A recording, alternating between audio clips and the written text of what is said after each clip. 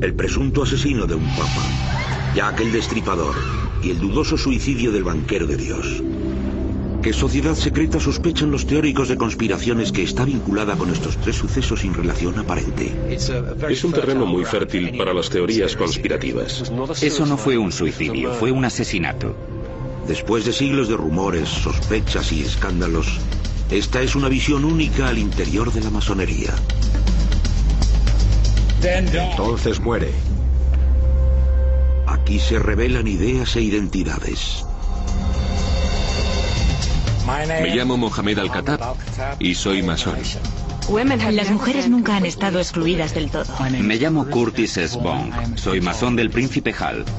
Aquí se abrirán las puertas de logias de masonería de todo el mundo para que echemos un vistazo amplio a quiénes son los masones, qué hacen y cómo pueden estar relacionados con la muerte de un banquero italiano. Eso fue el intento de una logia masónica por apoderarse de un país moderno.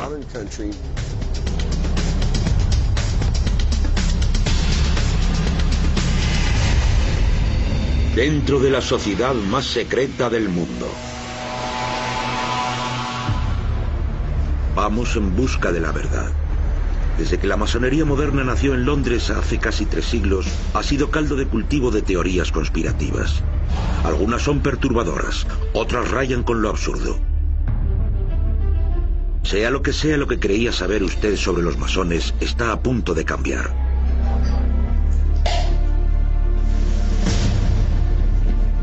Para separar los hechos de la ficción, oiremos a todos los bandos.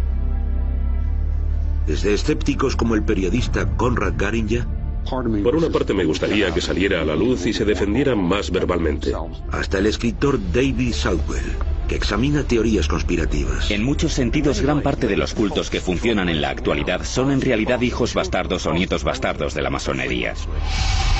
Y los masones tienen la oportunidad de defenderse en una reveladora entrevista con John Hamill, director de comunicaciones de la Gran Logia de Inglaterra. La teoría de la conspiración me resulta divertida, a pesar de que paso mucho tiempo argumentando en su contra.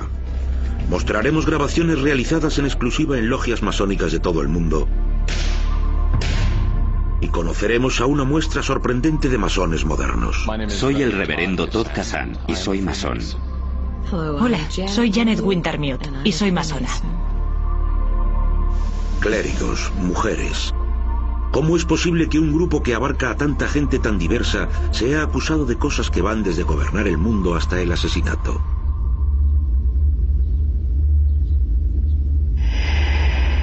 El 18 de junio de 1982, el puente de Blackfriars en Londres se convirtió en el escenario de un asesinato misterioso que colocó a los masones en la línea de fuego.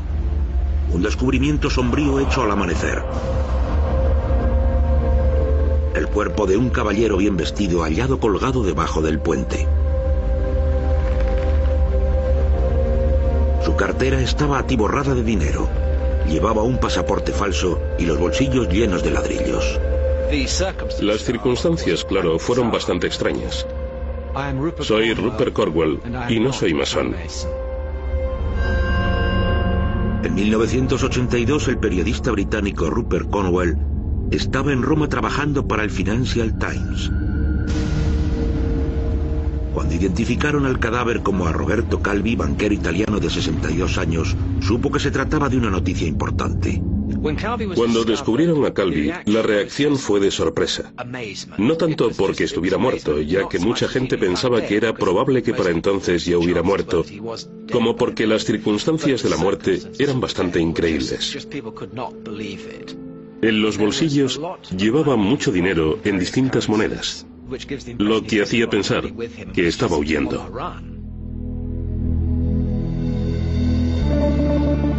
La policía de Londres tardó algo en identificar a Roberto Calvi porque encontraron el cuerpo sin su bigote característico. Guiándose solo por un pasaporte italiano falso, se pusieron en contacto con funcionarios de Roma. Cuando las autoridades supieron de quién se trataba, pudieron encontrar también un motivo para su posible suicidio. Calvi había ido ascendiendo por la industria de la banca italiana hasta llegar a presidente del Banco Ambrosiano, el banco privado más grande de Italia, que tenía vínculos muy fuertes con el Vaticano. Eso le ganó a Calvi el sobrenombre de El Banquero de Dios. Antes de su muerte, Calvi había sido detenido acusado de desfalco y condenado a 4 años de cárcel. Conrad Garinja es un periodista que lleva 2 décadas rastreando la historia de Calvi. Me llamo Conrad Garinja y no soy masón. Básicamente lo que ocurría era que había grandes cantidades de dinero que se blanqueaban a través del Banco Ambrosiano y se enviaban después a Latinoamérica y otros puntos de ultramar, y allí desaparecían. Cuando todo aquello terminó, habían desaparecido 1.400 millones de dólares. Parte de ese dinero pertenecía al Vaticano. Calvi fue considerado personalmente responsable.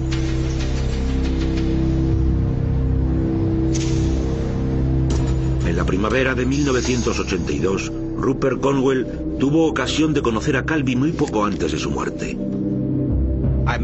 Fui a su banco y me dijeron que esperara.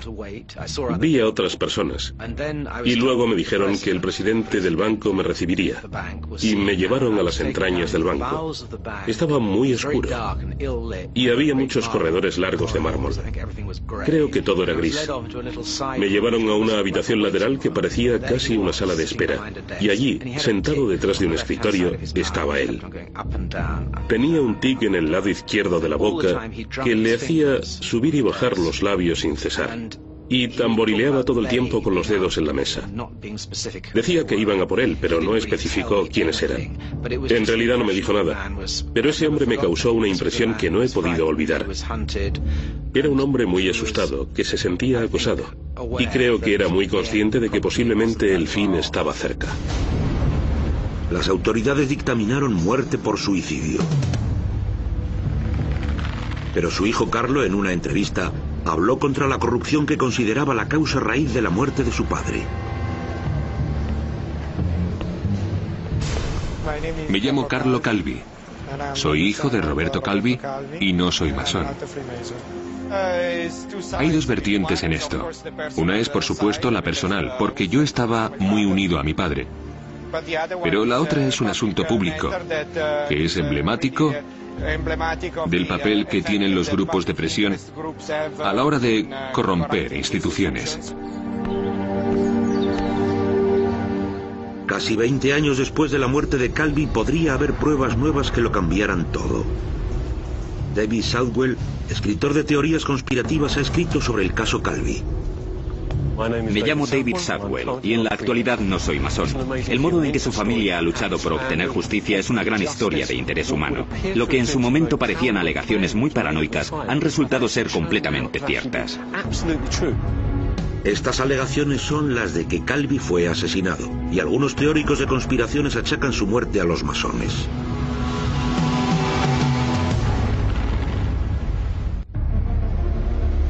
Todos los días vemos los signos y símbolos masónicos sin ser conscientes de ello. La masonería es la sociedad secreta más grande del mundo, posiblemente de la historia del mundo. Millones de miembros por todo el planeta. Hay quien remonta las raíces de la masonería a los caballeros templarios en el siglo XII. Otros sostienen que la masonería moderna empezó en Londres en 1717, cuando James Anderson publicó el Libro de las Constituciones.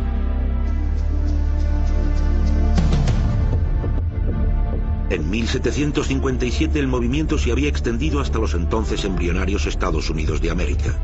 Pero fue durante el siglo XIX cuando la masonería se expandió en serio. Soldados ingleses, escoceses e irlandeses llevaron consigo la masonería a África, Asia, India, Oriente Medio y Europa. A medida que se extendía la red, se convertía en una organización famosa por donar grandes sumas de dinero a caridades de todo el mundo. Un valor ese que los masones tienen todavía en alta estima. Ian Markham es profesor de teología y ética en el seminario Hartford, en Estados Unidos. Me llamo Ian Markham y no soy masón. Tenemos por una parte toda la filantropía y la participación cívica y el hecho de que muchos masones son personas muy simpáticas que juegan al golf y son muy respetables. Si entra usted en cualquier logia y pregunta a sus miembros qué es lo que hacen, la respuesta es muy tranquilizadora. Soy John Hamill y soy masón. Lo que intentamos hacer es descubrir lo que tenemos en común y cómo podemos desarrollar eso por el bien de la comunidad en su conjunto. Hacemos mucho trabajo de caridad, pero no solo dinero, también damos tiempo y talento. Los valores de la vida masónica se basan en 3 principios importantes: amor fraternal, verdad y caridad. La caridad es importante. Creemos que tenemos que ayudar a todos los que necesitan nuestra ayuda. Todos los masones juran ayudar a cualquiera que les pida ayuda. Soy Janet Wintermuth y soy masona. Los masones donan todos los días millones de dólares a caridades. Muchos millones. Los masones no han sido siempre tan abiertos. Hubo épocas en las que se veían obligados a reunirse en la clandestinidad. En Europa, el secreto masónico fue una reacción refleja a la política de Adolfo Hitler. Se calcula que al menos 80.000 masones murieron en campos de concentración nazis. La supervivencia de la masonería dependía de quién gobernaba el país en cada momento y de si perseguían a la gente. Los peores casos, por supuesto, fueron en los años 30 y durante la Segunda Guerra Mundial, cuando a los masones, como a los judíos o a los gitanos, los enviaban a campos de concentración solo por ser masones. Esta película norteamericana de propaganda muestra una campaña antimasónica en la Alemania nazi. Y también están los masones. En Alemania no hay sitio para sociedades secretas. Solo puede haber una sociedad y es el partido nazi. Hitler afirmaba que los masones se habían compinchado con los judíos para controlar la economía, la política y la prensa europeas. Cuando llegó al poder, Hitler destruyó todas las logias alemanas y adoptó abiertamente una política de exterminación de los masones.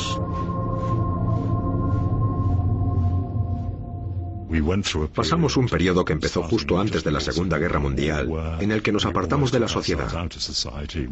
Habíamos sido muy visibles en las comunidades locales, hasta que llegó la guerra, y todo el mundo se volvió muy secretivo. Curiosamente, la regla del secreto, que era lo que despreciaba Hitler, fue lo que los salvó. El secreto ha permitido a menudo sobrevivir a la masonería, pero el secreto y el hecho de que no son una orden abierta ha hecho también que la gente los difame e invente conspiraciones, y ha ayudado a crear el miedo a lo desconocido que se proyectó sobre la masonería y permitió que la sociedad pudiera perseguir a la masonería impunemente y a menudo sin justificación alguna. La práctica de no confirmar ni negar resulta perjudicial para la masonería, porque entonces se presupone culpabilidad. No informábamos al público, nos apartamos de los medios de comunicación y permitimos que creciera el mito de que la masonería era una especie de telaraña secreta. Un problema de la masonería es que, puesto que es una sociedad secreta, todo el mundo busca pistas sobre la verdadera naturaleza de esa sociedad.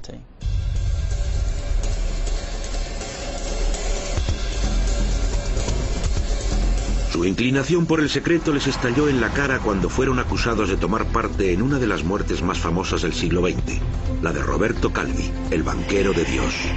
La prensa sensacionalista hizo su agosto cuando descubrió que Calvi había sido miembro de una secta secreta que al parecer tenía vínculos con una logia masónica extinguida conocida como la P2.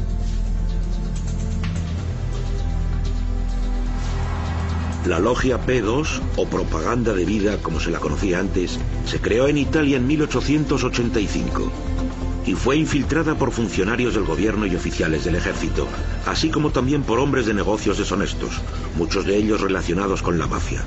Debido a eso, los jefes de la masonería se sintieron obligados a cerrar la logia Propaganda de Vida. Su líder, el financiero Lucio Gelli, fue expulsado de la masonería en 1976. Pasó la logia a la clandestinidad, le cambió el nombre a P2 y siguió dirigiéndola sin el consentimiento del Gran Oriente, la logia principal de Italia. Calvi era supuestamente miembro de la logia P2, pero no hay ninguna prueba de que fuera lo que nosotros consideramos un masón. Simplemente era miembro de esa P2 clandestina. Cuando Gelli reclutó a Roberto Calvi un año más tarde, en 1977, la P2 era simplemente un club privado con unos pocos socios de alto rango. A nivel global, la masonería está supuestamente al mando de la Gran Logia de Inglaterra, pero hay grupúsculos como la P2 que actúan con independencia y a los que la Gran Logia no reconoce. Con al menos 5 millones de miembros a nivel mundial y una cantidad asombrosa de logias independientes, es de entender que no todo el mundo cumple las mismas normas. Las logias masónicas de todo el mundo están intentando conseguir más miembros. Aquí, masones en potencia asisten en una logia de Washington a una conferencia que da Akam Elais. La masonería no es algo en lo que uno entre. Uno no entra en la masonería. Uno se vuelve masón. Es acogido y aceptado en la fraternidad. Pasar a formar parte de esta fraternidad no es una decisión que deba tomarse a la ligera. Me llamo Justin Poltak y todavía no soy masón. Hace ya un tiempo que me interesa la masonería y he investigado en Internet durante 6 meses. La masonería no es para todo el mundo. ¿Es elitista? No, no lo es. ¿Es selectiva? Por supuesto que sí. ¿Por qué es selectiva? Porque tenemos ciertos criterios que una persona debe satisfacer para poder ser iniciado en la masonería. Por lo que a nosotros respecta, un ateo no es bienvenido en nuestra logia.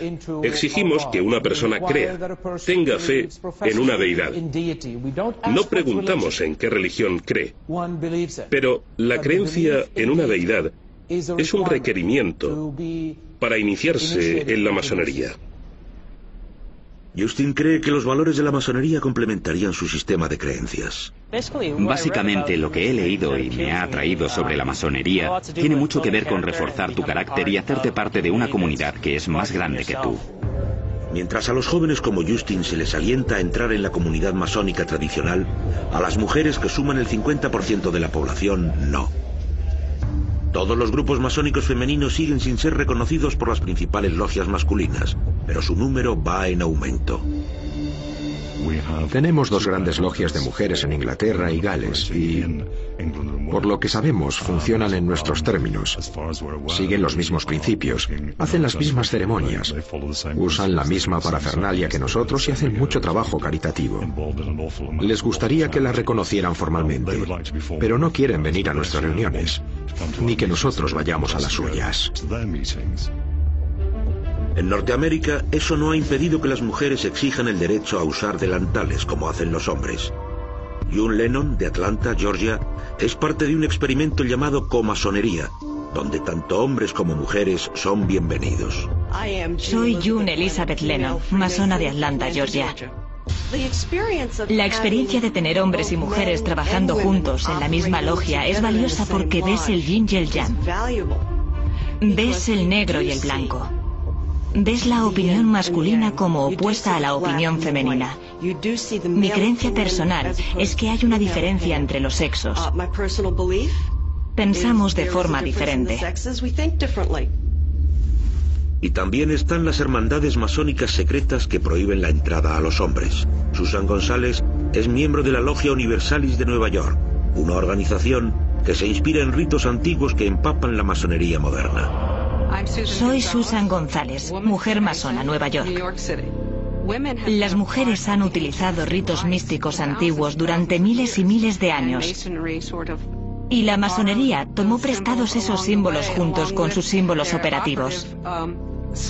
Las mujeres nunca han sido excluidas del todo de ese proceso. Así que yo no lo veo como algo que hemos copiado. Lo veo más bien como una evolución. Mucha gente estaría de acuerdo en que las logias masónicas hoy en día deben su herencia a la que empezó en 1717, cuando se unieron 4 logias en el distrito banquero de Londres para formar lo que se conoce hoy como la Gran Logia de Inglaterra. Se reunieron en un pub llamado El Ganso y la Parrilla y se bautizaron como masones para diferenciarse de los demás clubs de caballeros de la época. 6 años más tarde tenían ya cientos de miembros, varias sucursales llamadas logias y una constitución escrita llena de normas oficiales, reglas y símbolos masónicos.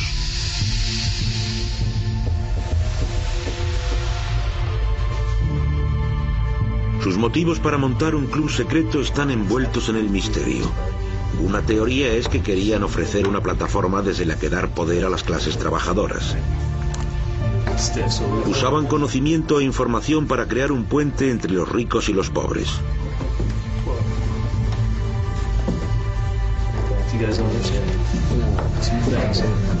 Y como las mujeres del siglo XVIII no habían entrado todavía en la vida obrera, en la época no se consideró extraño no incluirlas.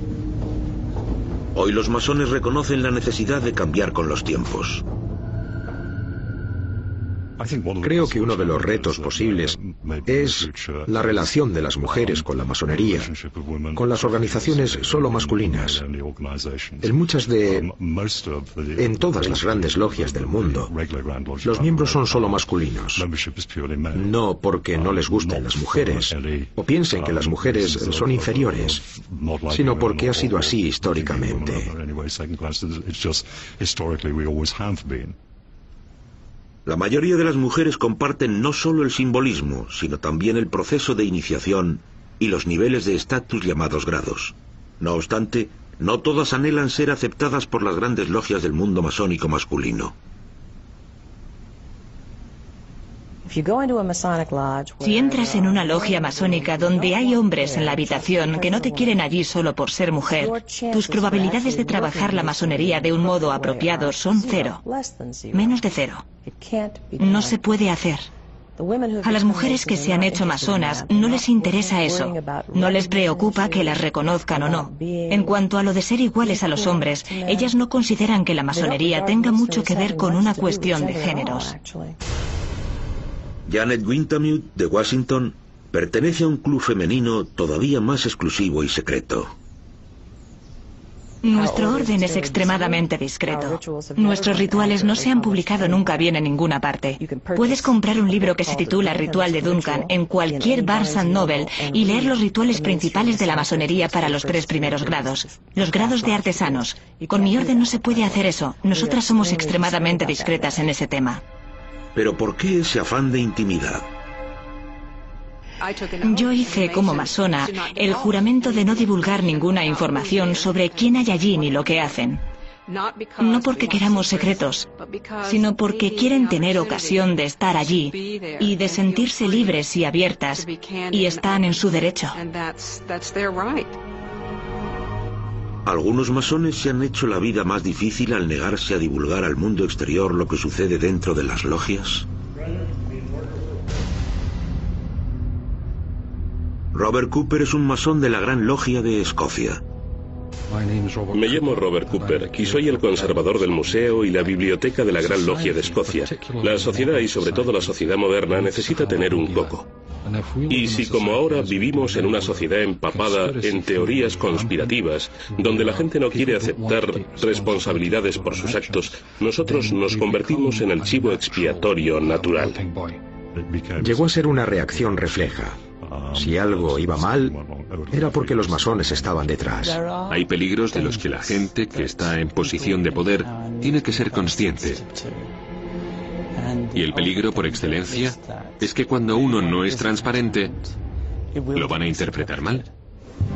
Algunos masones se están cansando de las acusaciones. Y en Inglaterra respondieron con una ceremonia pública.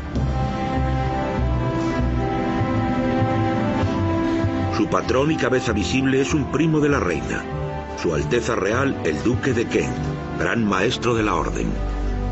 Sí, de vez en cuando. Digamos una vez cada 25 años.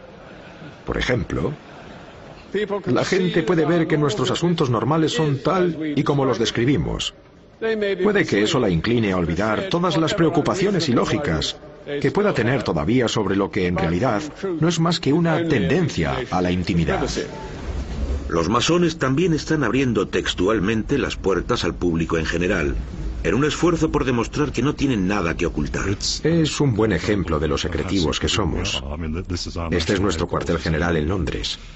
Recibimos más de 30.000 visitantes todos los años. Cualquiera puede entrar desde la calle, visitar el edificio, ver la biblioteca y el museo. Pueden participar en una gira guiada donde les hablarán de todo esto. ¿Eso es secretismo? En Halifax, Canadá, los masones han dado un paso más y nos permiten grabar dentro de su logia. El maestro masón Big Lewis nos muestra la sala de una logia típica. Esta parte de la logia se llama este. El gran sillón alto lo llamamos la silla de Salomón, y es donde se sienta el maestro de la logia. Estos hombres no son actores, son masones de verdad. Esta reunión en concreto es para dar la bienvenida a un iniciado nuevo. Colóquense todos en sus puestos y pónganse la toga. Fíjense en que él está en 3 escalones que suben. Me gustaría decirle lo que significan esos 3 escalones, pero tendrá que hacerse masón para descubrirlo. Al comienzo de cada reunión, el maestro masón pregunta a todos los miembros que digan su graduación y propósito en la logia. Hermano diácono, la primera gran preocupación de los masones cuando se reúnen es ver que la logia tenga todos los mosaicos que debe tener. Llevar a cabo ese deber e informar al solador de que estoy a punto de abrir esta logia en el 3er grado de masonería. Pedirle que tome nota de ello y se comporte de modo apropiado. Abajo, en el frente, hay 2 piedras a cada lado que llamamos sillares. Uno es un sillar burdo y el otro un sillar liso. El más burdo es el modo en que llega un hombre a la masonería, y el liso representa al hombre cuando llega a maestro masón. El tesorero es uno de los 4 miembros principales de una logia masónica. Y por supuesto está claro lo que hace: cuidar del dinero. Y con un poco de suerte, es un hombre que entiende algo de contabilidad y esas cosas. Al otro lado del maestro orador se sienta el secretario. Y el secretario de la logia se ocupa básicamente de los papeleos de la logia. En la mayoría de las logias es la mano derecha del gran maestro y se ocupa de que se hagan las cosas.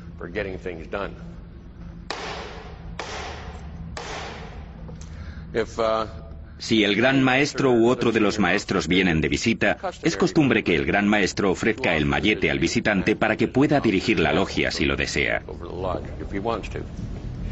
Mi hermano gran maestro, es un gran placer tenerte con nosotros aquí en la logia de Bunz esta tarde, y un honor para mí entregarte nuestro martillo e invitarte a tomar asiento en la silla oriental del rey Salomón. Gran maestro, es un verdadero placer visitar una vez más la logia Bunz, y sé que esta tarde tenéis mucho que hacer, así que te devuelvo el martillo para que podáis seguir con vuestro trabajo. Muchas gracias otra vez.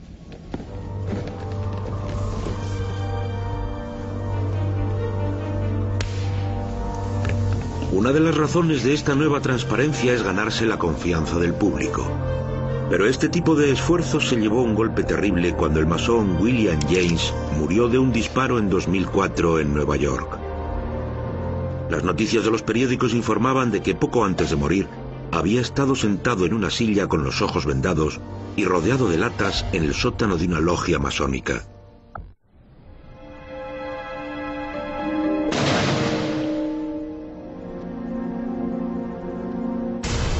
Stephen Bullock es historiador estadounidense y escritor sobre la masonería.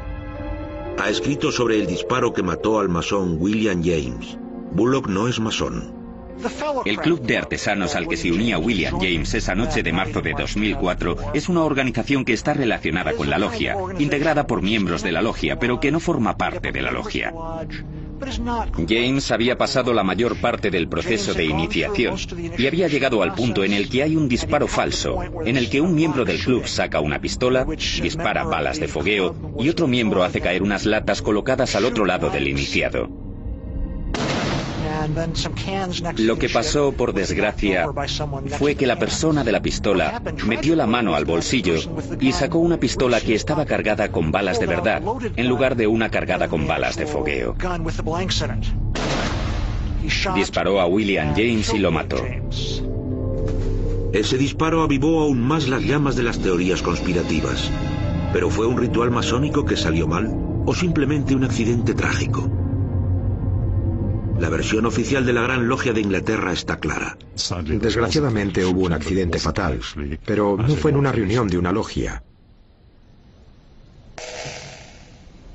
Alguien disparó un arma pensando que estaba cargada con balas de fogueo y desafortunadamente llevaba balas de verdad. Pero eso dio la vuelta al mundo, como masón disparado en una iniciación. Como se escriben y se dicen tantas cosas raras sobre la masonería, la tendencia fue creer inmediatamente que habían disparado a un hombre durante una ceremonia de iniciación. El jefe de la logia de Nueva York se apresuró a aclarar que el incidente no tenía que ver con ninguna reunión de logia masónica, con el uso de ninguna logia masónica ni con ningún ritual masónico de Nueva York. También recordó a sus miembros que las armas de fuego no juegan ni han jugado nunca ningún papel en ningún ritual masónico.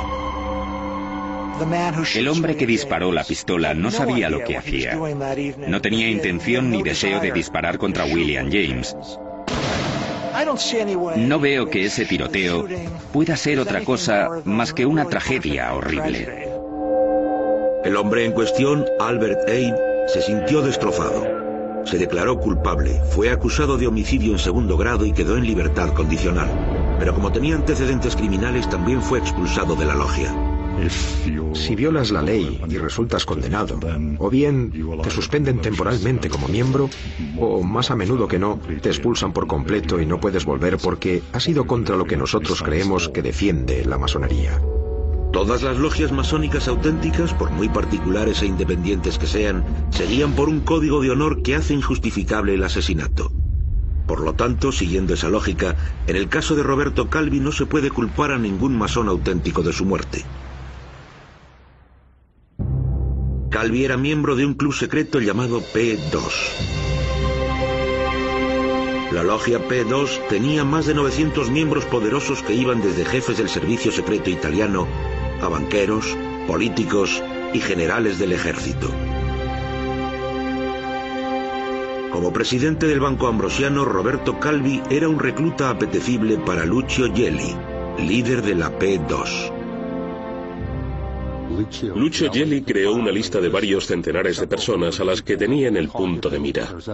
Hubo pruebas de que participó en chantajes usando archivos robados a los servicios secretos italianos. Tenía un plan que básicamente consistía en reconstruir el gobierno italiano siguiendo líneas más autoritarias.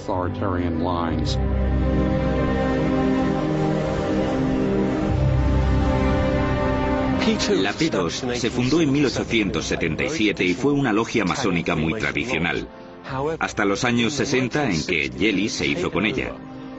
Y cuando Gelli se infiltró en la organización, esta se convirtió en una logia masónica con otros planes.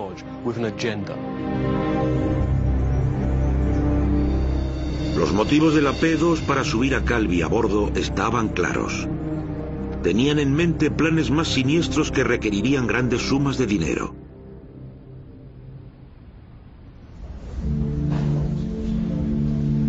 Pero ¿por qué se unió Roberto Calvi, hombre de familia y católico devoto, a un grupo de renegados como la P2? Mi padre no participó del todo en esas cosas por voluntad propia. Lo que pasó fue que el banco había crecido. Se había convertido en objetivo de posibles OPAs. Tenían que sobrevivir entre grupos distintos, tanto entre las finanzas laicas como las católicas, y para hacer eso tenían que estar en contacto con los políticos. La logia P2 era una especie de intermediario de esos políticos, o sea que fue más una obligación que un acto de libre voluntad. Sospecho que Calvi se vio atraído por la P2 porque le ofrecía oportunidades de negocios, porque satisfacía su interés por la idea del poder oculto. Cuando entró al principio, y seguramente en los rangos más bajos de la organización, posiblemente no era consciente de que entraba no solo en una sociedad secreta, sino también en una sociedad secreta con un programa de conspiraciones dirigido a hacerse con el control del Estado italiano. Creo que había pruebas de que el Banco Ambrosiano prestaba dinero a la P2 y daba dinero a algunas de las personas relacionadas con Gelli. Esas alegaciones, verdaderas o no, terminaron por hacer sospechar a las autoridades y estalló el escándalo. La P2 se cerró oficialmente en verano de 1981. Después de que la policía registrara la casa de Gelli y encontrara una lista de miembros de la P2. Eso tuvo consecuencias drásticas para Roberto Calvi y acabaría por provocar su caída. La prueba más directa de que pertenecía a la organización P2 fue que su nombre estaba en la lista encontrada en la casa que Lucio Gelli, fundador y gran maestro de la logia, tenía en la Toscana cuando la registró la policía. Pero Calvi nunca lo negó, lo admitió. Y muchos de sus mejores amigos también eran miembros, y muchas personas con las que él había tratado eran miembros. Arnaldo Forlani, entonces primer ministro de Italia, se vio obligado a dimitir por alegaciones de que varios políticos prominentes estaban en la lista de miembros de la P2 encontrada en casa de Gelli. Jim Marrs es un teórico de conspiraciones y autor de Regidos por el Secreto. Jim Marrs, periodista, escritor, y no soy masón. Básicamente eso fue un intento de una logia masónica por apoderarse de un país moderno y crear una dictadura de extrema derecha. Y había bastantes pruebas de ello. Así que no crean que todos los que cuestionan lo que pasa con la masonería son personas que inventan conspiraciones. Esa fue una conspiración que estaba muy bien documentada. La masonería como movimiento no se benefició en absoluto de esas irregularidades financieras. La masonería no estuvo mezclada en eso, con excepción del grupo P2, que era una logia irregular. Por supuesto, la P2 había sido cerrada antes de eso. Había sido cerrada a mediados de los años 70 y los masones ya se habían distanciado de ella. Estaba considerada como una logia irregular de rufianes y habían expulsado al gran maestro. Aunque los miembros de la P2 no seguían el verdadero código de conducta masónico, el hecho de que se llamaban miembros de una logia y se reunían en secreto resultó pernicioso para los masones. En muchos sentidos, el caso de la P2 es lo peor que les puede ocurrir a los masones, porque aunque había sido una logia masónica, había sido infiltrada y regida por intereses externos que empezaron a usar la maquinaria de la masonería para sus propios planes. Y, por supuesto, cuando estalló el escándalo, los masones hicieron el papel de chivos expiatorios en ese escándalo. En mi opinión, se ha exagerado mucho la conexión masónica. Personas malas se pueden apoderar de ideas buenas y de movimientos buenos y pervertirlos y usarlos con propósitos malos. Pero eso es porque somos seres humanos. Lucio Gelli podía haber montado otro grupo, podía haberse apoderado de un club de ajedrez y quizá habría hecho lo mismo. Aunque tal vez la masonería le resultaba más grandiosa y teatral y pensó que podía usarla para su causa particular. Algunas personas han intentado vincular el nombre de la P2 con un asesinato anterior, también en Italia, pero esa vez no de un banquero, sino de un papa. Si examinamos atentamente las circunstancias que rodearon la muerte de Juan Pablo I, hay elementos que sugieren que pudo no ser como nos la han pintado. A pesar de que Juan Pablo I solo fue papa durante 33 días, puede que su nombramiento resultara ser fatal para él. Una teoría bastante extendida es que pensaba investigar una organización secreta que acababa de descubrir que tenía vínculos con el Vaticano. La P2.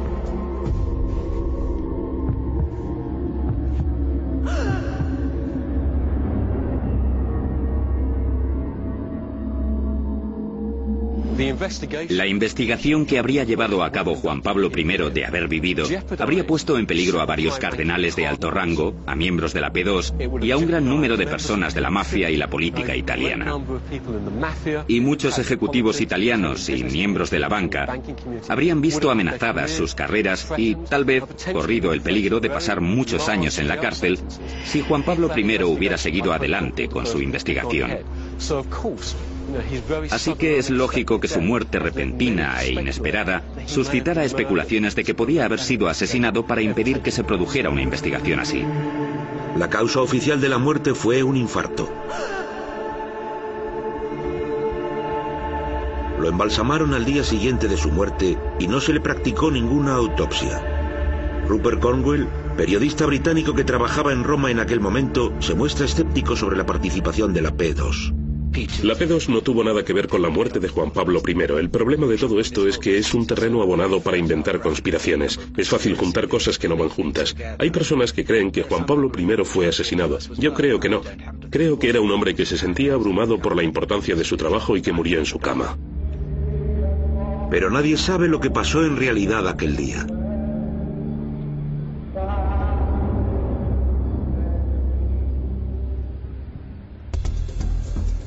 Los masones insisten en que son una hermandad inocente que no tiene lazos con poderes políticos ilegítimos. Ha habido símbolos masónicos hasta en la toma de posesión de presidentes de Estados Unidos. Este es George Bush padre, jurando su cargo en enero de 1989. Millones de personas siguen este acto, pero lo que no ven es que la Biblia que sostiene Bush está llena de signos y símbolos masónicos. Es la misma Biblia que utilizó George Washington para jurar su cargo 200 años antes. Esa Biblia contiene el alfabeto secreto de una de las órdenes sociales y espirituales más antiguas y poderosas del mundo.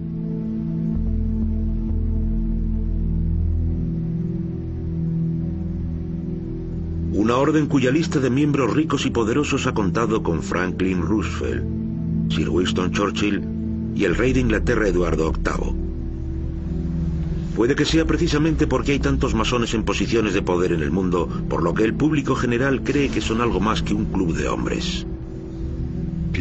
A la gente se le ha metido en la cabeza, y no sabemos por qué, que somos unos conspiradores que quieren gobernar el mundo.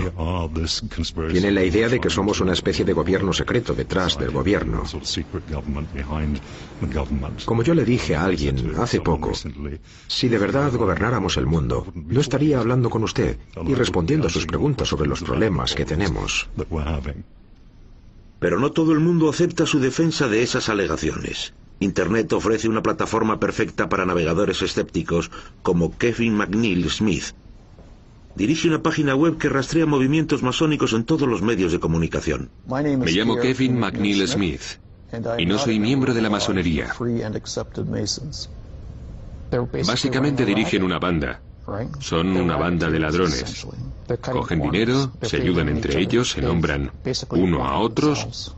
Y la gente tiene que decidir si quiere que eso continúe. No está claro qué pruebas tiene McNeil Smith que apoyen sus afirmaciones, pero él cree que los masones son culpables hasta que se demuestre lo contrario. Al menos para un masón, esa concepción de la organización como gente obsesionada con el nepotismo y el favoritismo es poco más que una muestra de envidia mal dirigida. La gente que afirma que los han pasado por alto en un ascenso por no ser masones jamás ofrece pruebas de eso. Si fuera cierto, ¿no creen que ya lo habrían descubierto? La gente no quiere sentir que no sirve. Y si puede echarle la culpa a alguien de las cosas malas, reales o imaginarias, lo hará. Y hay que ser una persona muy fuerte para afrontar el hecho de que no ha sido aceptada para algo por algún motivo. Y por lo tanto, es más fácil señalar con el dedo. Es culpa de ellos, no mía. Pero los miedos van más profundos que eso. Las sospechas de corrupción entre funcionarios y policías no son nada nuevo, pero en el Reino Unido el aumento de la desconfianza del público llevó al gobierno a intentar conseguir que muchos masones declararan públicamente que lo eran. Por principio no tenemos ningún problema con eso, porque nos gustaría que nuestros miembros se mostraran orgullosos de ser masones y dijeran a la gente que lo son, siempre que no lo hagan para intentar conseguir las ventajas que la gente dice que tenemos. Pero creo que al señalar solo a los masones de entre todas las muchas organizaciones que hay, se lanza al público el mensaje subliminal de que hay algo preocupante en nosotros y por eso nos piden hacerlo. Esta investigación de 1998 iba contra la idea de que muchos funcionarios de alto rango británicos eran masones. Cuando hicieron esas encuestas, el Lord Chancellor, que dirige el sistema judicial, preguntó a los jueces y magistrados y menos del 5% de los jueces eran masones. Y eso incluía un número de mujeres masonas. Y menos del 10% de los magistrados. Y eso tendría que haber acabado con muchas teorías conspirativas. Durante siglos muchos miembros del público se han mostrado impacientes por aceptar las teorías conspirativas sobre los masones. Esas teorías son alimentadas también por hombres como Kevin McNeil Smith, que cree que en el corazón del credo masónico están el poder y la ambición, no la honradez. He leído todos los documentos escritos por las iglesias, las distintas iglesias que han investigado este tema. Y la única conclusión a la que puedo llegar sobre la masonería es que es el sistema de control montado por Satanás para oponerse a la Iglesia. Para John Hamill, esa afirmación es ridícula y no puede estar más lejos de la verdad. La primera condición para entrar en la masonería bajo nuestra gran logia es la fe en Dios. Creemos que los masones deben tener una religión y practicarla. Y como resultado de eso parece que hemos logrado lo que muchos otros no han conseguido. Usted puede entrar en una logia en Londres y encontrará cristianos de distintas iglesias, judíos, hindúes, musulmanes, sikhs, reuniéndose juntos sin que se interpongan entre ellos diferencias por sus religiones. Las dos cosas de las que no podemos hablar en las reuniones masónicas son las dos cosas que dividen a todo el mundo. O sea, la religión y la política. Cuando entran en la logia se pide a los miembros que dejen sus ideas religiosas en la puerta y se concentren en la experiencia colectiva de lo que significa para ellos ser masón. Soy el rabino Randall Scotch y soy masón. Soy una persona religiosa y digamos que me gusta relacionarme con otros creyentes. Y hasta donde yo sé, la orden de la masonería es la única que enfatiza el creer en Dios. Y por eso encaja con mis creencias. O sea que en cierto sentido la masonería es un club sofisticado de hombres, pero un club en el que se comunican mediante rituales y dan la bienvenida a todas las religiones. Soy el reverendo Todd Kissam y soy masón. Ha sido un viaje fascinante por la alegoría y los símbolos, por la historia. Y como sacerdote anglicano, me gusta especialmente la invitación a compartir con otros hermanos de tantas otras fes diferentes. Eso ha sido increíble. Me llamo Mohamed El Katef y soy masón. Puede ser musulmán y masón al mismo tiempo. La masonería cree en todas las religiones. En el altar tenemos una Biblia y un Corán juntos. Ese aspecto religioso de la masonería, junto con su deseo de secreto, ha alimentado todavía más la especulación pública sobre lo que hacen en realidad sus miembros. El tipo de mente que tienen los miembros de un culto y los miembros de la masonería es casi una paranoia, una necesidad de guardar secretos, miedo a la presión de la gente, la sensación, una vez que has pasado la iniciación y estás dentro, la sensación de formar parte de algo que es más grande que tú solo, de ser leal a ese algo, de colocar la lealtad a eso por encima y más allá de los lazos y obligaciones sociales más normales. La cuestión es, una vez dentro, estás más cerca de los centros de poder. Si hoy preguntas a un masón si en la masonería hay dos círculos, un círculo exterior grande de miembros que no saben cuáles son los objetivos verdaderos y un círculo interior, pequeño, de los que conocen los secretos más íntimos, te dirán que no. Porque si son miembros del círculo exterior, es cierto que no saben nada de la existencia del círculo interior. Y si son miembros del círculo interior, han jurado no revelarlo. Teorías conspirativas aparte, es hora de descubrir qué hacen de verdad los masones. El cuerpo de Roberto Calvi, miembro de la difunta logia masónica P2, fue hallado colgando debajo del puente de Blackfriars en Londres en 1982.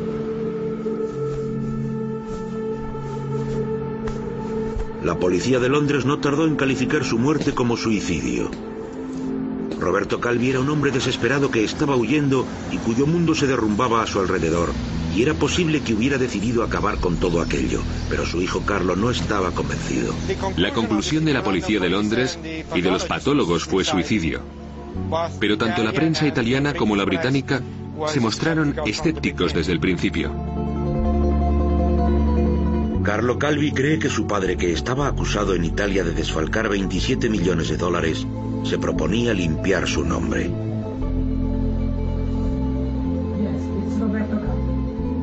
Sabemos que tuvo una serie de reuniones en Londres. Nos dijo que estaba trabajando y que volvería a Italia y declararía en el juicio, porque estaba acusado en un juicio en Milán. Calvi desapareció de Italia en circunstancias muy sorprendentes. Nadie supo que se había ido hasta 4 o 5 días más tarde. Era el hombre más buscado de Europa. Nadie sabía dónde estaba. Simplemente desapareció de la faz de la tierra. Por razones que no conocemos, terminó en Londres. Se escondió en Londres en un bloque anónimo de pisos. Puede que tuviera amigos en el mundillo de los negocios y de la banca de Londres. Desde luego tendría bienes guardados allí. Puede que tuviera razones para querer venir a Londres. Tal vez pensara que si lo detenía la policía en Londres estaría fuera del alcance de la P2. que estaría aquí más seguro que en Italia, porque creía que en Italia la P2 poseía tanta influencia que seguramente no sobreviviría para llegar al juicio. A medida que Roberto sentía aumentar la presión, empezó a temer por la seguridad de su familia y planeó que se reunieran todos en Washington, donde vivía Carlo. Aunque estaba muy ocupado con su trabajo, siempre intentaba pasar el máximo tiempo posible con su familia. Le gustaba llevar un horario regular. Le gustaba estar en contacto constante con nosotros. Estuvo en contacto con nosotros hasta el final. Nuestra relación familiar era muy estrecha. Un par de días antes de la muerte de Roberto Calvi, llamó a su hijo. Poco sospechaba Carlo entonces que esa sería la última vez que hablaban. Estaba preocupado por su seguridad y no confiaba del todo en las personas que estaban con él. Pero aparte de eso, parecía bastante seguro de sí mismo. Al día siguiente, la hermana de Carlo se reunió en Washington con su madre y con él. Esperaron en vano una llamada de Roberto. Se suponía que llamaría ese día porque quería asegurarse de que mi hermana había llegado bien a Washington. Y de hecho, esa llamada no se produjo. Esa noche de verano de 1982, la familia reunida al fin recibía la trágica noticia. Estábamos muy unidos y cuando ocurrió eso fue muy traumático, sobre todo porque mi madre tuvo una crisis nerviosa y también estábamos bastante preocupados por nuestra seguridad. Carlo, que no estaba satisfecho con la investigación de la policía de Londres, contrató a investigadores privados que encontraron pruebas cruciales con las que consiguieron que el gobierno italiano exhumara el cuerpo de Roberto Calvi para examinarlo. Por fin, en 2002, 20 años después de su muerte, obtenían la respuesta que tan desesperadamente habían buscado. En el 83 dieron un veredicto abierto. Con el tiempo, al fin, hubo un caso civil que decidió a favor de nuestra posición, que había sido asesinato. En octubre de 2002, expertos forenses designados por jueces italianos descartaron la hipótesis del suicidio. Si observamos lo que hemos conseguido establecer ahora con la investigación científica forense de lo que sucedió aquella noche, vemos que él no subió aquel andamio. Calvi no puso los ladrillos en sus bolsillos.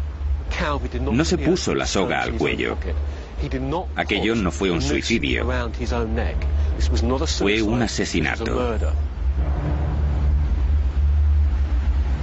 Pero lo que pasó aquellas últimas horas solo podemos suponerlo.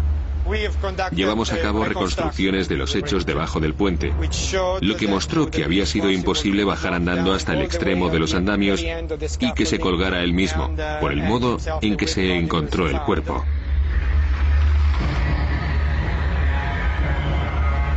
Además de eso, en los zapatos que llevaba Calvi no había rastros de orín ni de pintura. Su hijo Carlo tiene una teoría propia sobre cómo murió su padre.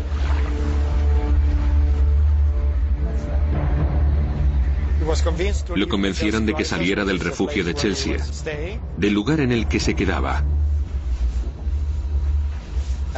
Y lo llevaron a una zona no muy lejos del puente.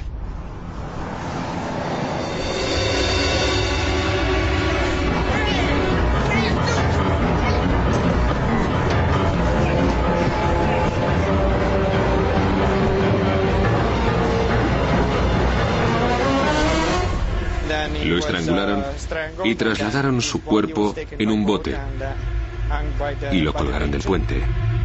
Debido a todo el simbolismo extraño que rodeaba el hallazgo del cuerpo, muchos sospecharon que la relación de Roberto Calvi con la logia masónica conocida como P2 posiblemente tenía algo que ver con su muerte.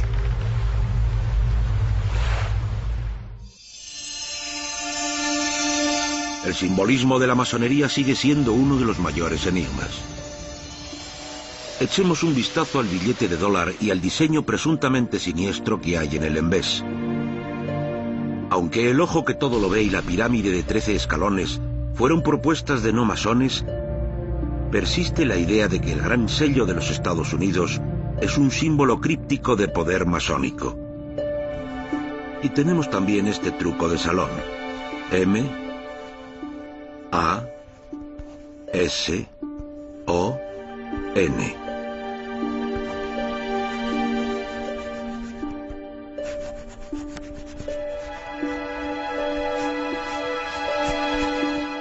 ¿Más pruebas de manipulación masónica? El cuartel general de la masonería de rito escocés en Norteamérica está en Washington.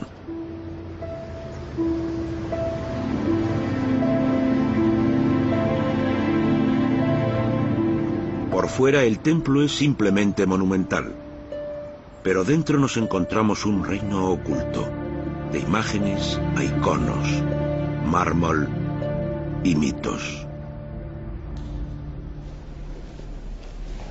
Estamos entrando en el espacio más importante en la masonería, la sala de la logia. Soy Akram Melais, un masón de Washington. La pieza central de la sala es el altar. En este altar, en cualquier logia que esté en funcionamiento, encontraremos el volumen de la ley sagrada. ¿Qué significa eso? Es básicamente una referencia a los distintos libros santos en los que crean los miembros de la logia. En la logia de mi madre, por ejemplo, encontrarán la Santa Biblia, las escrituras hebreas, encontrarán el Sagrado Corán de los musulmanes, encontrarán los libros de los que creen en Buda. En el altar es donde el iniciado acepta sus obligaciones como masón. Notará que hay tres, lo que llamamos tres luces menores aquí, alrededor del altar. Cuando el candidato se está iniciando, está oscuro, y cuando ve la luz, esas tres luces menores le ayudan a ver lo que hay aquí. El volumen de la ley sagrada y el símbolo universal de la masonería, la escuadra y el compás. El compás recuerda a sus miembros que deben dominar sus deseos y acompasar sus obras con un código moral. La escuadra representa honradez y justicia. Y la paleta simboliza la cimentación de vínculos y cómo se extiende el amor fraterno. En la masonería vemos la paleta como el instrumento que esparce la hermandad, que es el modo a través del cual podemos llegar a estar juntos con un grupo de hermanos. Respetar la religión de los otros y la opinión de los otros. La idea es esa. En el centro de todo ese simbolismo está la letra G. ¿Pero qué representa? La letra G representa al gran geómatro, el gran arquitecto del universo, que es el Ser Supremo, la inteligencia suprema, quien quiera o lo que quiera que sea eso, reflejando las creencias, las distintas creencias de la hermandad. Docenas de gestos crípticos y modos complejos de estrechar la mano permiten a los masones identificarse entre ellos y conocer el grado que ha alcanzado cada uno. Ecos de una era anterior a las tarjetas de negocios. Este sistema de identificación lo usaban en su origen los artesanos de la piedra, el cabildo de artesanos cuyo modelo copiaron los masones. El cantero que viajaba de una obra a otra, quizá de un país a otro, o que recorría cientos de kilómetros, que no sabía leer ni escribir, ¿cómo se iba a identificar para decir que era artesano de la piedra? Pues con un modo especial de estrechar la mano.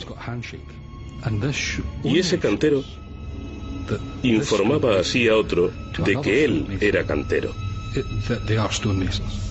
Nosotros preferimos todavía estrecharnos la mano a usar un trozo de plástico o de papel. Los masones usaron los conocimientos de los canteros para construir dos pilares de piedra que siguen siendo la pieza central de todas las salas masónicas de reuniones del mundo. Pero si la masonería moderna y sus diseños arquitectónicos distintivos tienen su origen en 1717, con un grupo de caballeros en el pub El Ganso y la Parrilla, ¿cómo explicamos esto? Muchos argumentan que las raíces de la masonería moderna se remontan a mucho antes, y muy lejos de Londres. A solo 12 kilómetros de Edimburgo, capital de Escocia, se levanta la capilla de Roslin, una de las iglesias más famosas y misteriosas del mundo. Cuanto más de cerca miramos Roslin, más críptica se vuelve. Esto es mucho más que una simple iglesia. Es un museo de esculturas secretas y simbolismos extraños. Un enigma tallado en piedra. En el corazón del misterio están los dos pilares distintos conocidos como maestro y aprendiz. Para alguien que no esté en el ajo, solo son algo raro, pero un masón los reconoce al instante. Los pilares parecen seguir el código masónico, pero se levantaron 300 años antes de la reunión en el Ganso y la Parrilla, en la que se fundó la masonería moderna. William Sinclair, constructor de la capilla, pidió a su maestro cantero que tallara un pilar muy elaborado. Y el maestro artesano miró el dibujo y contestó que era imposible tallar ese pilar sin ver el original. Dijo que no podía tallarlo a partir de un dibujo. Así que consiguió unas vacaciones. Le dieron permiso para viajar a Italia, concretamente a Roma, y ver el original. Después de estudiarlo, volvió a Roslin para tallar el pilar. A su regreso, se encontró con que su aprendiz había tallado un pilar mucho más magnífico. Se quedó atónito. Preguntó quién había tallado aquel pilar, y el aprendiz se adelantó orgulloso y dijo que había sido él. Y el maestro cantero tuvo un ataque de furia envidiosa y lo mató allí mismo. Y después comprendió el terrible crimen que había cometido y se quitó la vida. Algunos historiadores creen que el diseño de esos pilares sugiere que los hicieron tenían conocimientos de masonería, pero los masones actuales se apresuran a aclarar cualquier confusión relativa a los pilares de la capilla de Roslin. En primer lugar, yo diría, y estoy seguro de que esto escandalizará a mucha gente, que no hay simbolismo masónico en la capilla de Roslin. Los obreros de aquí no eran masones, eran canteros, maestros artesanos de la piedra. Hay muchos libros y programas de televisión que confunden ambas cosas y logran también confundir a la gente. Por eso, oigo a menudo a personas que vienen aquí, al museo y a la biblioteca, y declaran con orgullo que nosotros construimos la capilla de Roslin. Y quieren decir, nosotros, los masones. Pero no es cierto.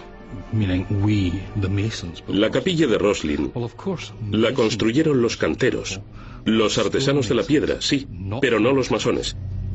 Y hay una diferencia fundamental.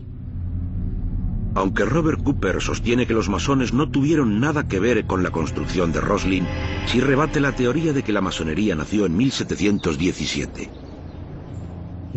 En Escocia no podemos aceptar eso, porque tenemos pruebas escritas de más de 100 años antes de esa fecha.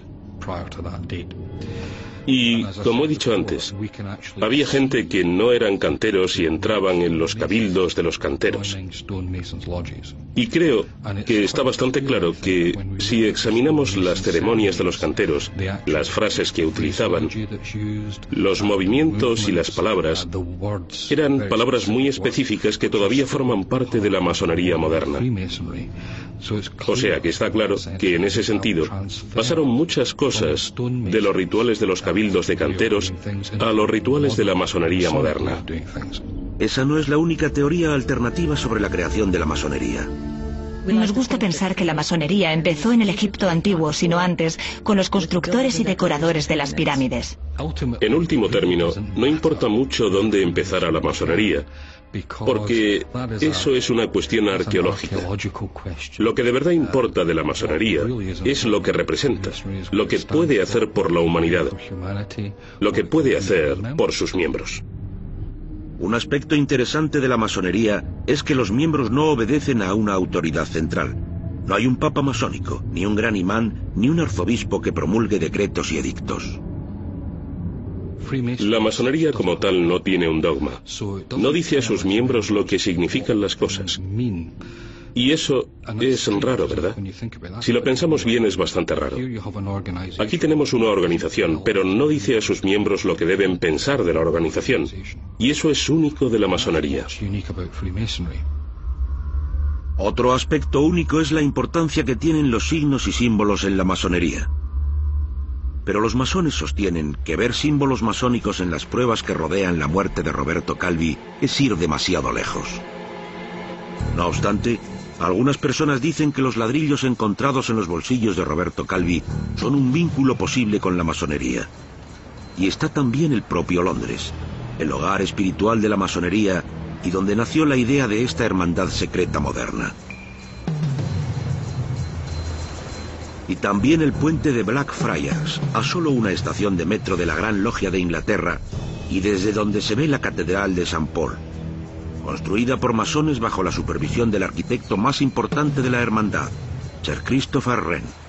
Roberto Calvi era miembro de la P2, una antigua logia masónica, y Friars, o frailes, era al parecer el nombre que se daban a sí mismos los miembros de la P2.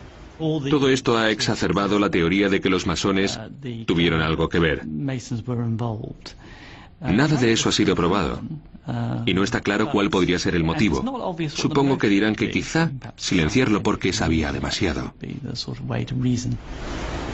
¿Y cómo se defienden los masones de esas alegaciones? Se sugirió que había sido ejecutado al estilo masónico, pero nosotros no metemos ladrillos en los bolsillos de la gente y los lanzamos al río. Los masones construían con piedra, no con ladrillos. Pero todo eso es solo de un periodista con inventiva que piensa, vamos, ¿quién puede haber hecho eso? Vamos a cargárselo a los masones otra vez. Y ellos inventan todas esas pruebas, pero si las examinas bien no hay nada sólido en ellas. La premisa básica debajo de todo esto a mí me resulta preocupante. Es el hecho de que se asuma que porque la gente sea masona hará ciertas cosas. Y hasta algunos no masones, como Ian Markham, creen que es exagerado asumir que la masonería tiene algo que ver. Es un modo muy elaborado de matar a alguien. Y resulta muy confuso porque se tomaron todas esas molestias y porque plantaron todos esos símbolos en el cuerpo. Aunque la muerte de Calvi tenía connotaciones rituales con la masonería, eso no significa que fuera obra de masones. La verdadera cuestión es por qué se tardó tanto en probar que Roberto Calvi no se había suicidado. El caso se llevó de un modo terrible. Creo que hubo un cierto grado de informaciones que lo cuestionaban. ¿Cómo era posible que ese hombre se hubiera suicidado? Las circunstancias eran muy raras. Y sin embargo, la policía quería que fuera suicidio. El caso Calvi no fue el mejor momento de la policía de Londres.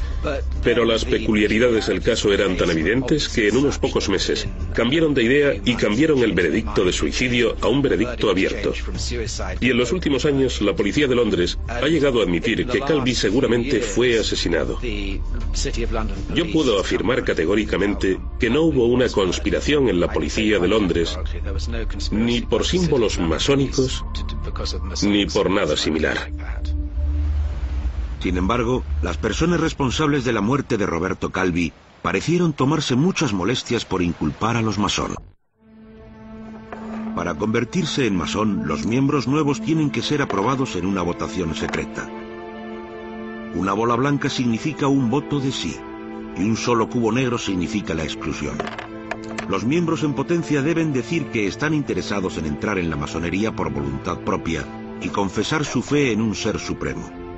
A medida que los masones nuevos van subiendo de rango, entran en una jerarquía de masones novicios, maestros masones y grandes maestros. 33 niveles llamados grados. A cada uno de ellos se llega mediante una iniciación secreta y se ven recompensados con una contraseña secreta. El primer grado se centra en conquistar las emociones e impulsos y el segundo en recopilar conocimientos. El tercer grado se alcanza cuando el candidato reúne todo eso para quedar purificado físicamente, ágil mentalmente y enriquecido intelectualmente. El tercer grado de iniciación se basa en la leyenda de Hiram Abiff,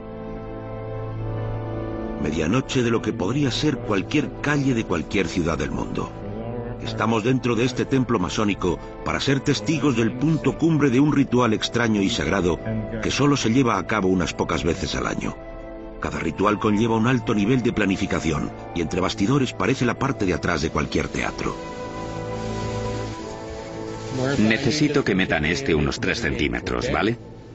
Pero estos hombres no son actores que interpretan para nuestras cámaras. Son ejecutivos y abogados, ciudadanos y hermanos. Masones del siglo XXI que representan una escena que se ha interpretado del mismo modo exacto en logias masónicas de todo el mundo desde principios del siglo XVIII.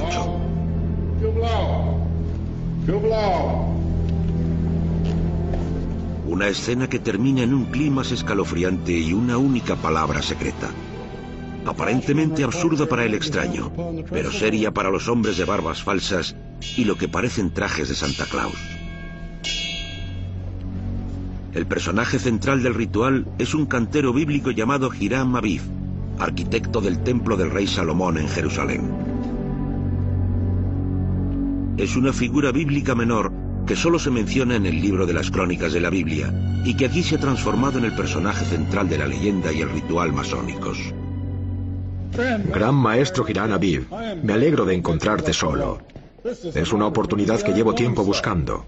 Me prometiste que cuando el templo estuviera terminado, nos dirías la palabra de un maestro cantero. Se le acercan 3 obreros más jóvenes conocidos como Yúbala, Yúbalo y Yúbalum, que le exigen la contraseña que creen que les dará sabiduría y poder.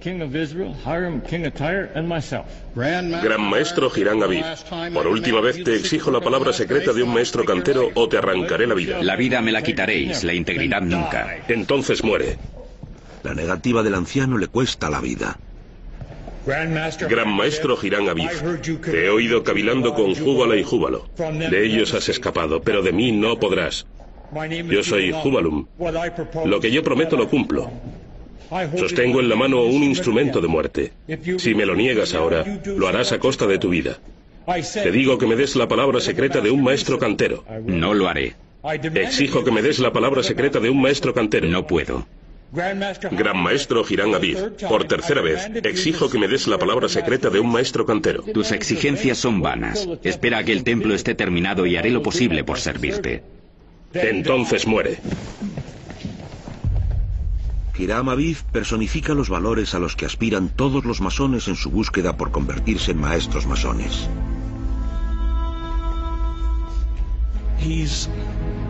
Es una personificación de un sistema de creencias. Es un mito puramente masónico. Robert Lomas es autor de Girando la llave de Hiram. Es un masón. Hiram Aviv representa el ego. Y al ego hay que matarlo para que el espíritu pueda elevarse libre. O sea que uno tiene que aprender a controlar su ego, y es un ritual muy dramático. Entonces muere. El mítico arquitecto sufre una muerte dolorosa. Según la leyenda, el rey Salomón se entera de que su maestro cantero ha sido asesinado. Me temo que la palabra del maestro se ha perdido, ya que recordarás que acordamos entre el gran maestro Hiram Aviv, tú y yo, que la palabra secreta de un maestro cantero no se revelaría nunca, a menos que estuviéramos los 3 presentes y accediéramos a ello. Uno de los 3 ya no existe. La vieja contraseña de un maestro cantero ha muerto con Hiram Aviv. Yo ofreceré otra palabra, que será usada para regular todas las logias de maestros canteros hasta que la sabiduría de generaciones futuras descubra y saque a la luz la verdadera palabra. Ahora el rey Salomón crea una palabra nueva, palabra que ningún masón de esta reunión quiere pronunciar ni ante la cámara ni fuera de ella. De todos los secretos de la masonería, no hay ninguno tan protegido como una palabra de 4 sílabas, la contraseña para pasar al 3er grado, el grado de maestro masón.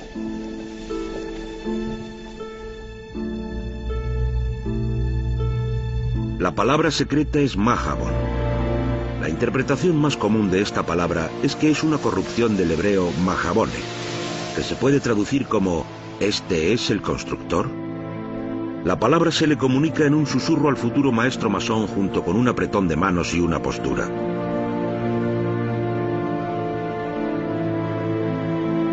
Aunque es fácil encontrar esta palabra secreta en internet o en un libro de referencia, su verdadero significado solo lo conocen los que están iniciados en los misterios masónicos. Para los masones, lo que importa no es la palabra en sí, sino la lección moral de tener y guardar un secreto y el respeto por aquellos que han ganado su sabiduría.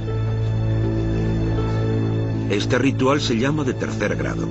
En esta ceremonia de iniciación para todos los miembros nuevos, el candidato interpreta el papel de Hiram Aviv. al candidato le vendan los ojos y lo guían por la sala de la logia. No le han dicho lo que puede esperar y su miedo es muy real. Los masones se enfrentan a él y le exigen la palabra secreta de un maestro cantero. El guía del candidato contesta por él. Este no es el momento ni el lugar para darte palabra de un maestro cantero. Espera hasta que el templo esté terminado y, si te encuentro digno, la recibirás. Si no, no puedo dártela. A mí no puedes hablarme de tiempo ni de lugar. Dame la palabra de un maestro cantero o te arranco la vida. No te la daré. ¿No me la darás? Dame la palabra secreta del maestro cantero en este instante o te arranco la vida. No te la daré. Entonces muere. Es un ritual maravillosamente poderoso, y es el ritual. La enseñanza básica de la masonería es enseñarte a conocerte a ti mismo. Y cuando interpretas el papel de Hiram Aviv, es el modo más dramático de aprender lo que eres. ¿Cuáles son tus miedos más profundos? Gran maestro Hiram Aviv, me alegro de encontrarte a solas. Tienes que afrontar tu miedo a la disolución. Entonces muere. El miedo de que no vas a sobrevivir para siempre. En el tercer grado, afrontas tu mortalidad. Y Hiram Aviv es el personaje que muere por ti. Para los masones la lección es evidente. El secreto de la hermandad se lleva a la tumba. Esos dramas forman una parte importante del simbolismo masónico. A Robert Cooper le preocupa que la gente se los tome demasiado al pie de la letra. Hoy en día, desgraciadamente, se da una situación en la que la gente, especialmente los no masones, miran lo que hacemos los masones en esos dramas y obras de teatro y se los creen a pies juntillas. Y por supuesto, no son verdad. Y ahí es donde incurren en errores bastante graves, puesto que es imposible intentar probar algo que nunca se diseñó para que fuera cierto. Entonces muere. La disposición del público a creer que los masones son capaces de llegar a grandes extremos por proteger sus secretos los lleva a acusarlos de un delito mucho más terrorífico. Una de las cosas que nos han achacado y nos siguen achacando de vez en cuando es la saga de Jack el Destripador.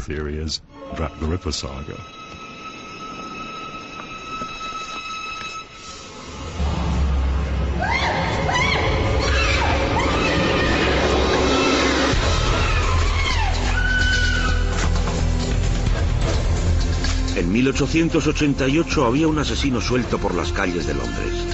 Ese asesino cortaba el cuello a sus víctimas, mutilaba sus cuerpos y les arrancaba los órganos internos. El asesino conocido como Jack el Destripador no fue capturado nunca.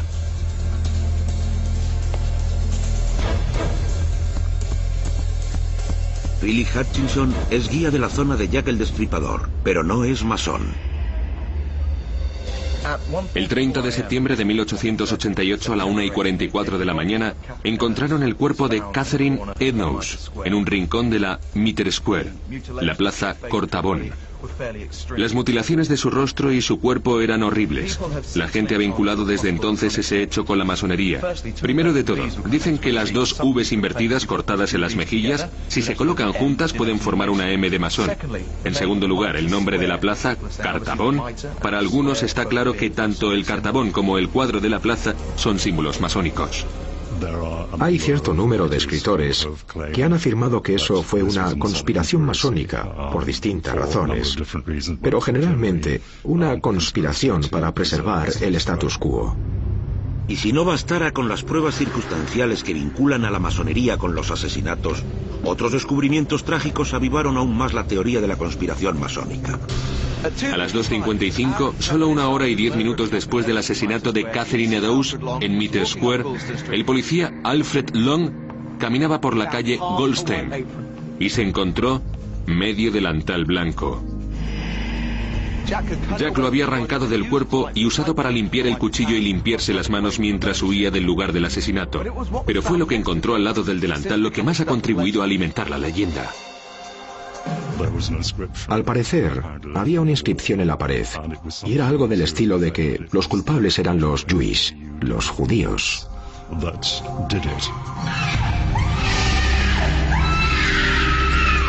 ¿Ese graffiti pretendía ser una declaración antisemita?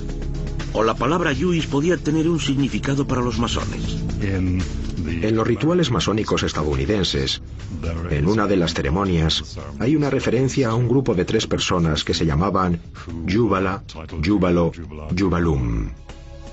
Esos 3 hombres eran los que mataban a Hiram Abif en el ritual del tercer grado masónico. Y surgió la teoría de que se conocía a los 3 juntos como los Yues, las Jotas en inglés, lo cual sugería que el asesino tenía conocimientos masónicos. Según un libro que salió en 1975, El Archivo Destripador, esos 3 hombres, Jubala, Jubalo y Jubalum, se conocían conjuntamente como los Yues, que se podían considerar también como la palabra judíos mal escrita. En la historia masónica, esos 3 hombres se conocen en realidad como los rufianes. Ese ritual relacionado con Jubala, Jubalo y Jubalum se abandonó en la masonería británica en 1814 y desde luego en 1888 solo un auténtico experto en masonería habría podido captar una referencia a ellos. El comisionado de policía, Sir Charles Warren, masón a su vez, hizo borrar el graffiti. Seguramente lo hizo más para reprimir sentimientos antisemitas que por una tapadera masónica. John Hamill argumenta que todo esto es obra de inventores de conspiraciones. Se han hecho tantos trabajos sobre eso que hasta los más expertos en Jack el Destripador, con excepción de algún lunático, aceptan que es una teoría conspirativa que no tiene ninguna base histórica. Todo lo que han leído sobre los vínculos de los masones con Jack el Destripador es pura ficción. Aunque parece no haber vínculos de la masonería con ninguno de los crímenes de Jack el Destripador, ni con las subsiguientes tapaderas policiales, todavía quedan personas que insisten en que los masones participaron en el asesinato de Roberto Calvi. Hay una comparación interesante entre el caso del Destripador y el caso Calvi, y el modo en que reaccionó la gente. Con Calvi todo el mundo asumió, por el modo en que lo encontraron, y por sus antecedentes y el hecho de que lo perseguía la mafia, lo perseguía la policía italiana, faltaba una gran cantidad de dinero del banco. Todo el mundo asumió, y desde luego lo parecía, que era un suicidio. Pero unos meses después del suceso, la gente empezó a dudar de si era un suicidio. Mientras que en el caso del Destripador, el elemento masón entró en escena enseguida. ¿O son los masones otra vez? Las teorías conspirativas como las de Jack el Destripador o la de Calvi hacen daño a los masones. Alimentan el recelo de la gente hacia una organización que se reúne en secreto y mantiene sus prácticas en silencio. Pero no hay pruebas reales de participación de la masonería en la muerte de Calvi. No creo que los masones en general tuvieran nada que ver con eso. Lo que no significa que el que perpetuó el asesinato, suponiendo que fuera asesinato, no intentara que pareciera que fuera obra de los masones. Pero yo personalmente creo que no. No creo que los masones tuvieran nada que ver con eso. ¿Y quién más tenía motivos? Asumiendo que lo matara la mafia tenía un par de motivos. Uno era que habían perdido dinero a través de él. Le habían confiado un dinero a Calvi para que lo blanqueara y el dinero se había evaporado por la caída del Banco Ambrosiano. Esa es la razón más probable. Yo creo que el miedo de la mafia a que si confesaba podía contar secretos terribles de la organización no les gustaba en absoluto. Uno de los motivos de que mucha gente llegue a la conclusión de que los masones participaron en la muerte de Roberto Calvi fue que ya antes se había asociado a los masones con la desaparición misteriosa de un hermano masón. En 1826, William Morgan, de Nueva York, era un masón novicio que presumía de que iba a publicar un libro revelando los secretos más profundos de la hermandad.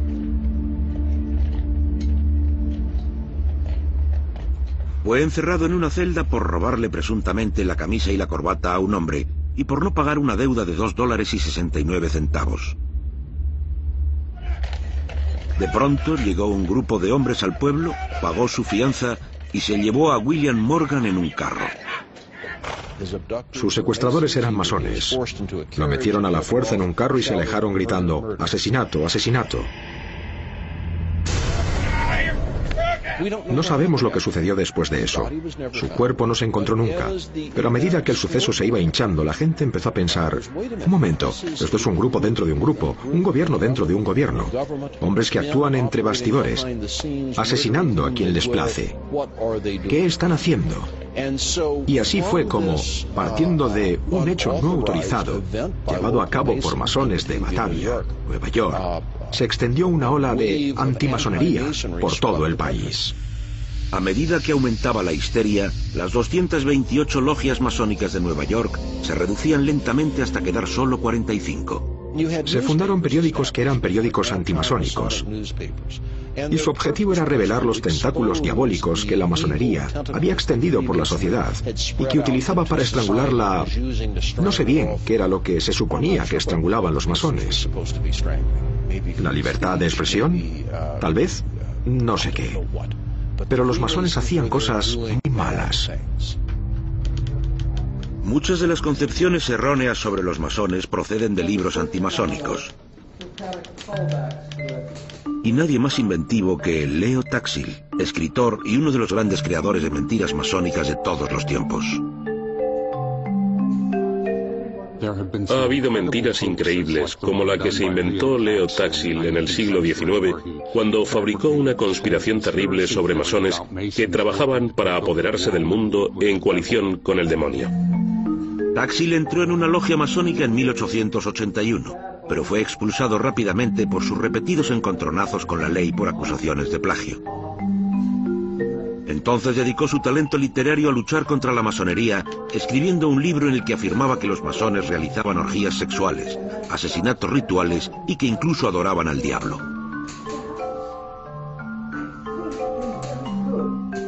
Leo Taxil se dedicó a hacer libros contra los masones. Los acusaba de anticlericales. Afirmaba que sus ceremonias eran como misas satánicas. Y cuando la gente empezó a investigar, montó un encuentro público y dijo: "Lo siento, amigos, les he tomado el pelo". Esos rumores están vivos todavía, sobre todo en lugares como Internet, donde puedes encontrar casi cualquier variante de teoría conspirativa. Y esos rumores encajan bien con el gusto de Internet por la exageración y la desinformación.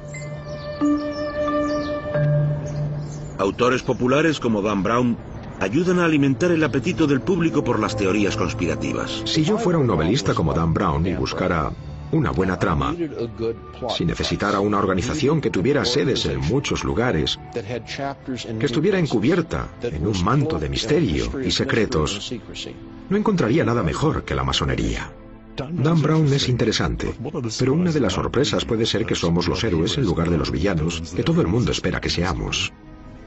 Y es una situación muy interesante, ya que la masonería ha sido secuestrada por muchos autores populares para promocionar una teoría concreta.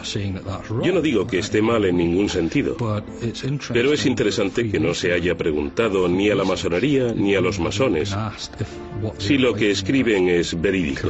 Por desgracia, a menudo no lo es. Aunque los masones esperan ahora parar esas teorías conspirativas abriendo sus puertas a la prensa y al público, siempre les será difícil limpiar completamente su nombre. Antes de que Roberto Calvi fuera encontrado ahorcado debajo del puente de Blackfriars en 1982, se especulaba que se había visto mezclado con la mafia. Sus asesinos o presuntos asesinos fueron básicamente cuatro. Cuatro de las personas que estaban relacionadas con su fuga, su huida de Roma a Londres, más un mafioso que se dice que ordenó el asesinato. Pero el asesino en sí, la persona que supuestamente llevó a cabo el asesinato, murió convenientemente hace 5 o 6 años, de modo que no podrá testificar. Sabemos que Roberto Calvi fue asesinado, que no fue un suicidio. Las pruebas forenses son demasiado sólidas y abrumadoras para que sea posible otra conclusión, y hubo una conspiración para asesinarlo. Quien quiera que lo hiciera no lo hizo solo. Uno de los sospechosos principales es Pippo Calo, un hombre conocido como el cajero de la mafia, que cumple actualmente cadena perpetua en una cárcel italiana por crímenes de la mafia no relacionados con este caso. Calo organizó presuntamente el asesinato de Calvi porque le preocupaba que pudiera revelar secretos perjudiciales para los estamentos políticos y religiosos italianos. Creo que ese caso era en gran medida como un caleidoscopio, es decir, que en el dibujo había varios trozos de mosaicos diferentes. Uno era la política italiana, otro el Vaticano, otro la mafia, otro la masonería. Podíamos agitar esos mosaicos y cada vez formarían un dibujo diferente. Por eso digo que era como un caleidoscopio, y lo era de verdad, y sigue siéndolo hasta el día de hoy. Va más allá de todo lo que Hollywood pudiera soñar. Tenemos una logia masónica, tenemos el Vaticano, tenemos un gran escándalo financiero y de blanqueo de dinero, y en el corazón de todo eso tenemos la muerte de Roberto Calvi. Muchos argumentos e historias de suspense terminarían con la muerte de Roberto Calvi, pero en esta historia eso es solo el comienzo de una investigación sorprendente que se extiende a lo largo de décadas y que intenta probar que ese hombre no se suicidó, sino que fue asesinado, e intenta revelar el alcance del gran escándalo y de la conspiración relacionados con la muerte de Roberto Calvi. El juicio de Calvi sigue siendo un caso abierto, y en cuanto a los masones, la mayor sorpresa de todas puede ser que son poco más que una banda de hermanos, una sociedad de filántropos caritativos. Te hace crecer. Crecer en responsabilidad y en tu fe, en tu hermano hombre, y ayudaros unos a otros. Coge hombres buenos y los hace mejores. Y eso es lo que hay. ¿Vamos a comprender por fin lo que son los masones? Hace unos años, cuando empezamos a preocuparnos de darnos a conocer a la comunidad, intentamos buscar un lema perfecto que explicara lo que era la masonería. Pero creo que uno de los mejores, aunque a veces suene un poco cursi, es el de que la masonería coge hombres buenos y los hace mejores. Otro factor, mi preferido, es un sistema peculiar de ética, y por peculiar me refiero a extraño, especial. Un sistema peculiar de ética que se expresa en alegorías y está ilustrado por símbolos, de los cuales tenemos muchos. Si usted busca un sistema ético que lo guíe, ¿puede competir la masonería en un mundo donde hay más de 270 grupos religiosos conocidos y un número creciente de nuevas fees como el jediismo? Pero eso no explica tampoco el secretismo. Yo creo que la idea de una sociedad secreta, aunque comprensible en el contexto de la Edad Media y la Inquisición, no me parece que hoy en día haya necesidad de ese secreto. Después de todo, ya no quemamos a la gente en la hoguera, y creo que todo debería estar sobre la mesa y que deberíamos discutir las cosas de un modo inteligente. Ninguna obra de relaciones públicas puede contrarrestar esa sensación de que son una organización secreta. Y para mucha gente, si vemos un espacio en blanco en un mapa, imaginamos todo tipo de monstruos, de demonios, de miedos y paranoias. Y la gente seguirá proyectando todo eso porque en el corazón de la masonería quedan secretos que no se revelan al público en general. La gente siempre va a creer lo que quiera creer. Y, por desgracia, las teorías conspirativas tienen una gran inmunidad frente a la verdad. Podemos señalar lo absurdo de ellas, podemos presentar pruebas en contra. Pero la gente a menudo querrá creer en esa teoría conspirativa, y eso es una pena. Las pruebas señalan a un club que da a sus miembros, quienes quiera que sean, la oportunidad de embarcarse en una serie única de clases de automejora. La masonería es un poco como el Hotel California. Puedes irte cuando quieras, pero nunca puedes marcharte. Es decir, puedes dejar de ser miembro, dejar de pagar cuotas y de asistir a reuniones, pero los cambios que se han producido en ti como ser humano, a través del proceso de iniciación, eso no se puede deshacer. Seas hombre o mujer, estés en mi orden, en la corriente principal de la masonería o en alguna otra orden, esos cambios no se pueden deshacer. Es increíble que haya habido un intento por crear una sociedad que se autoperpetúe, que haya funcionado tan bien. La verdad es que, a pesar de las teorías de conspiraciones de altos vuelos que se achacan a la masonería, su nombre merece limpiarse. La pregunta para el futuro es si la nueva tendencia de la organización a mostrarse abierta hará desaparecer de una vez por todas las teorías conspirativas.